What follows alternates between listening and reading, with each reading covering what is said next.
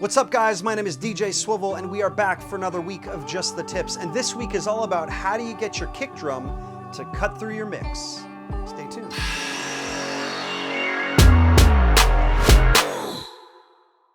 What's up, guys? My name is DJ Swivel, and we are back for another episode of Just the Tips.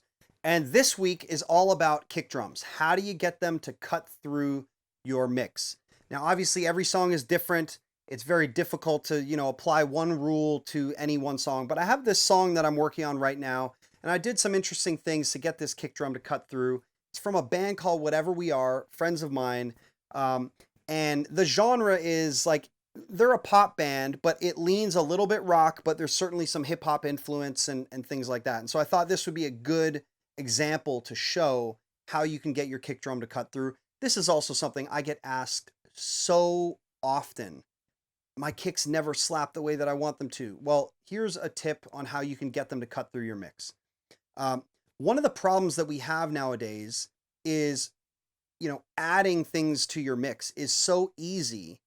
And when you don't have your sound right, when something in your song is not quite right, the immediate go-to reaction to that is, I must add something. It's missing something. So that's the first thing, is that's not always the case. But a byproduct of that is that I often get mix sessions where the core elements, like the kick or the bass, are actually, you can barely hear them. And I always thought that was interesting, because a kick to me is one of the most important parts of a mix. And what I realized, it's because people start adding to their production and the kick sort of gets forgotten about. It just gets buried under all these additional things that we're adding. And this song was no different. So before I play you the song, I just want to show you, we're dealing with the final chorus here, right? These are all the tracks that I'm going to deal with. And if you notice in the rest of the song, it's quite sparse, right? The rest of the song is quite sparse. But once you get to the end, right, that's where it's the climax of the record. A lot of things come in. And so the kick was sitting nicely throughout the song until we got to the end here. It just wasn't really sitting very well. And so I had to move it to another track and make some adjustments to it. So what did we do? Well, first, let me play you the kick by itself. Here we go.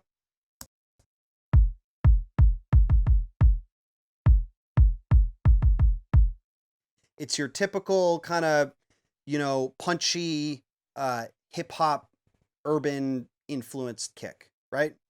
But it's not really cutting through. And let me show you.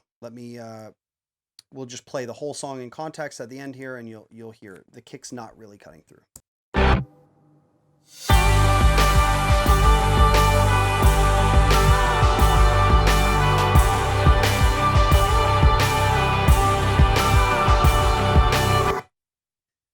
It's there, but I think we can do a little bit better. So one of the options that I tried is simply putting this envelope filter on the kick. And what this is doing, this is a transient modulator. It's increasing by, 10 dB, everything above 1100 hertz. And I'll mess with this as it's playing back, just so you can hear what it's doing. Okay, so let's hear it without, and then I'll add.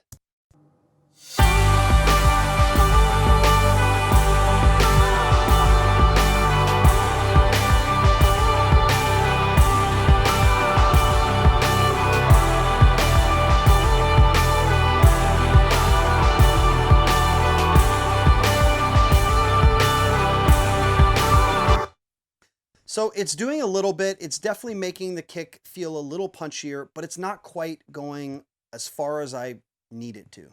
So I'm just going to bypass that, and let's see what else I did. I have three other options here.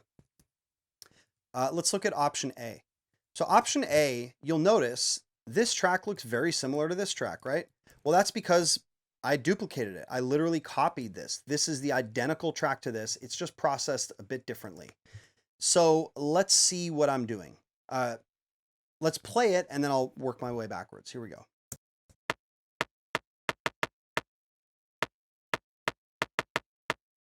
Okay, so what did I do? Well, let's hear the kick by itself. The first thing I did is I EQ'd out everything below 3900 roughly hertz. Let's hear that.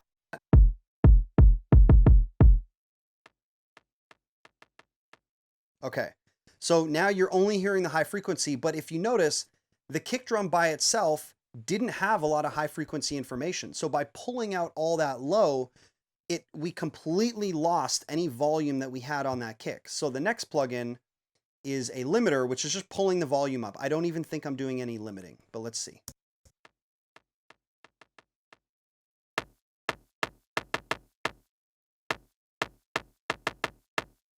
So as you can see, no limiting, but we did raise the volume by 27.5 decibels.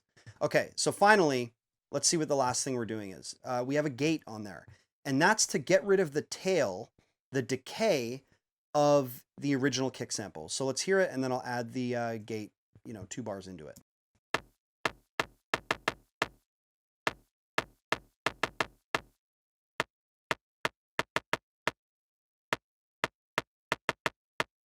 So that's what we want, something nice, tight, clicky, and that is going to help cut through on your earbuds, on your, cell phone, on your laptop, on any of those small speakers or headphones that we often listen through.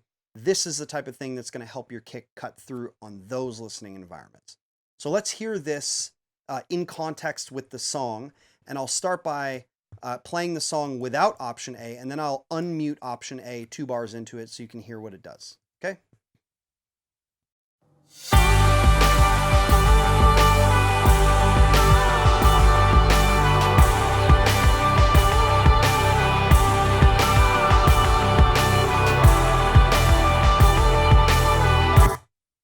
So that actually sounds pretty good. And what I really love about it is because I'm working with a band here, this high frequency sound, it gives the kick a little more of a live characteristic, as if you were hitting a live kick drum. We all know if you mic up a live kick drum, you have the hammer or the mallet that's hitting a skin, and that creates a high frequency sound as well as the low frequency boomy kick drum sound.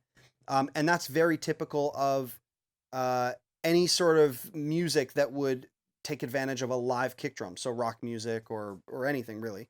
And so I felt like that characteristic really lends itself to a band like this instead of just having a pure, punchy hip hop kick. So I actually like what option A is doing, but let's see what else we have. All right, so let's unmute option B, mute option A. What are we doing in option B? Well, option B and option C are kind of the same, just 2 different versions of the same idea, which is just pulling in a new sample to layer with the kick. And this new sample should be more high frequency. So, and all I've done is I've just, I can redo it just to show you. We get rid of this. All I'm doing is taking that sample and I'm on a grid and I'm just copying it to every spot that the kick drum hits. And once I do that, I copy it a bar, and then I can just literally copy it down all the way, and boom, we've just flown that sample. And of course, the same goes for the next one. But let's start on option B. So let me solo it with no effects.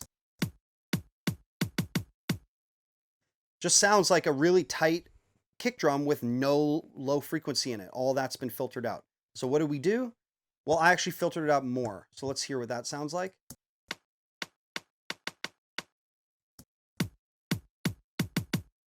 And again, with the filtering. So I like how that sounds, but I'm actually going to play you both back. So what I'll do is, let's mute option B for a second. Again, the first 2 bars will be our control. I'll play it with just the kick. Then I'll unmute option B, and then I will bypass what's going on. And so you'll hear all 3 different versions of it. In fact, I'll start with a bypass and then I'll add my filtering to it. Okay, so here we go.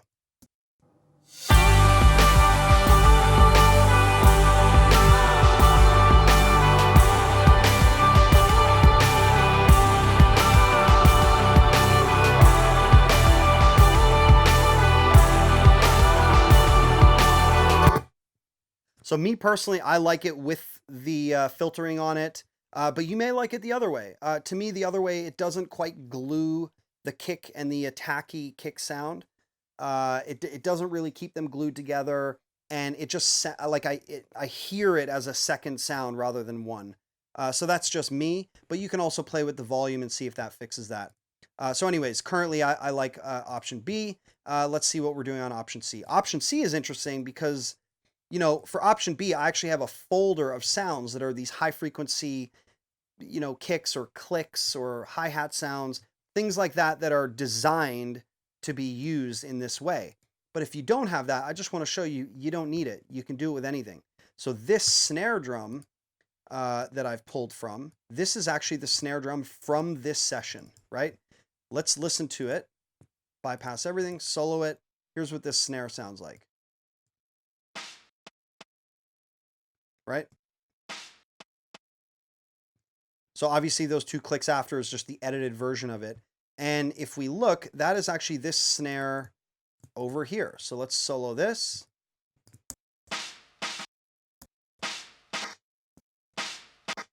Right? So all I've done is I've copied this snare over here, and you'll notice there's, you know, the snare is a bit behind the beat. So we want to fix that. So we're just going to nudge it over. Perfect. About 10 milliseconds. And then same thing I did over here on these other ones. We're just going to, well, we're going to cut it down because we don't need that long tail. Then we're going to do a nice fade on it from the top, do a nice tight fade, and boom, we have the sample. And then again, just like in all the other ones, you would paste it, and then you can copy it down.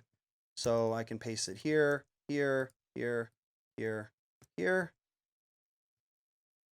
here, and then take my one bar, just like I did in the other one, and copy them down. And essentially, that's me just flying the sample over.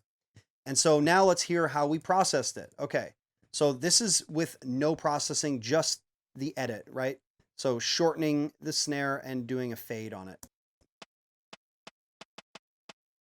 It's just like a little click sound. All right, so what do we do to process it? Well, we added some filtering on the EQ. Let's hear what that does.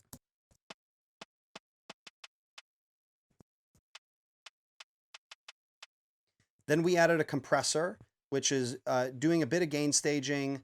It's got a slow attack, high ratio. It's really compressing it hard, but it's a slow attack. So this is really just going to tighten it up a bit.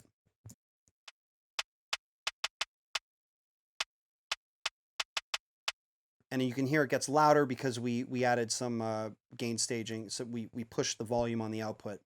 Now we've got a gate.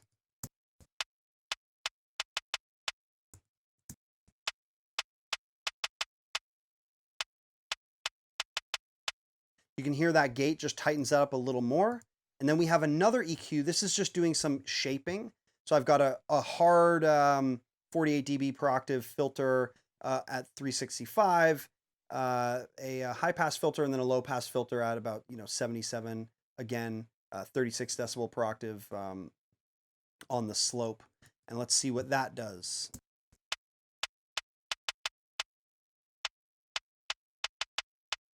Just takes out some of the low end, very subtle. And then we've got, again, some transient, enhancement going on. So let's hear what that does.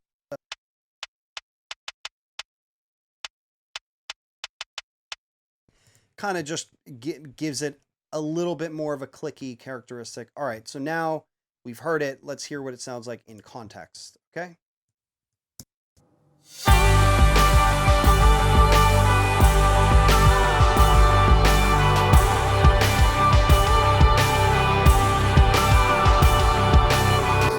Sounds pretty good. It sounds like a live kick drum now. So why don't I, now that we've done that, why don't I sort of cycle through all three options and let's see which is the best option. Again, this is all preference. I'll have my own opinion, but I'd love to hear your guys' opinion in the comments. So let me know.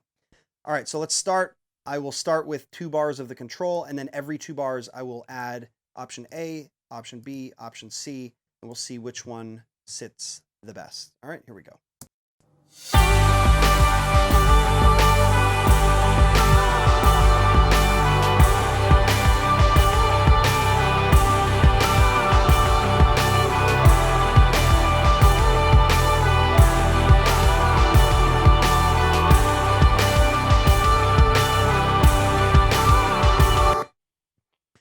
So for me personally, I like option B.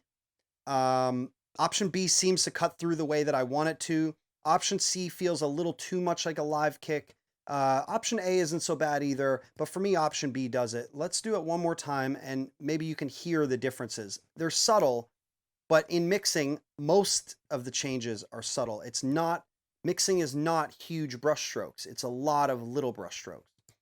So let's try it one more time, and just pay attention to the mutes here. Whichever one is unmuted is the one that you're hearing. I'm just going to use quick keys to make those changes. So here we go.